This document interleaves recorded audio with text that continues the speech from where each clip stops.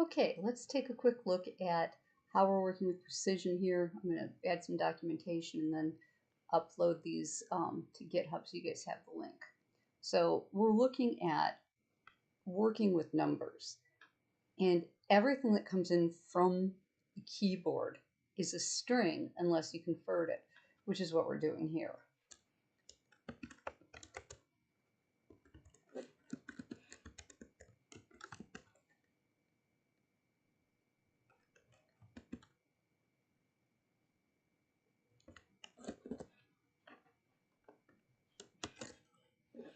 So 400 would be a string. This would convert the string to a float. So you wouldn't actually even get 400. It really would be 400.0 because I converted it to a float, so it implies the decimal point. So that's what this is doing here. So we've got the variable gross pay, and then we're getting from the user enter monthly gross pay. Let's actually show you what this does. So we'll just say 10,000, and it shows you taxes and net pay. That's what it should do working. So now we have our calculations.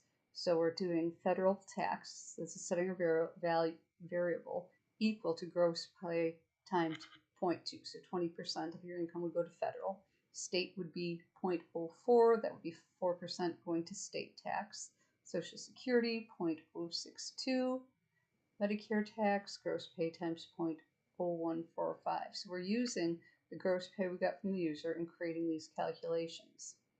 And we have our total deductions equal our Fed tax plus our state tax plus our Social Security plus medical. So you can see we can add all of these variables together that we have calculated here, which will give us our net pay, which is our gross pay minus our total deductions. And then we're using our string formatting. And this is critical here. What this is doing for us, point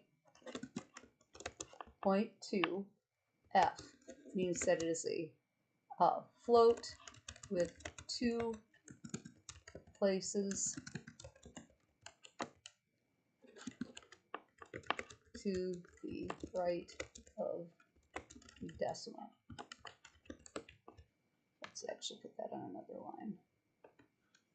Now let's run this again. Oh, let's make it a larger amount. Let's say it's 14,000. So I'm doing a larger amount because I want to show you here this is not actually formatting it ideally for me. I would like to see commas in here. So let's figure out how to add those. So if we do a comma,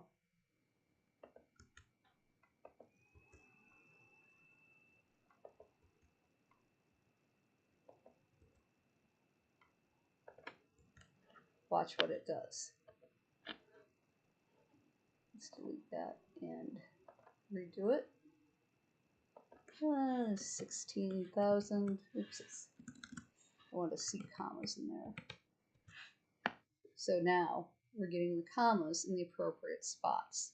And that is really the proper way to format money.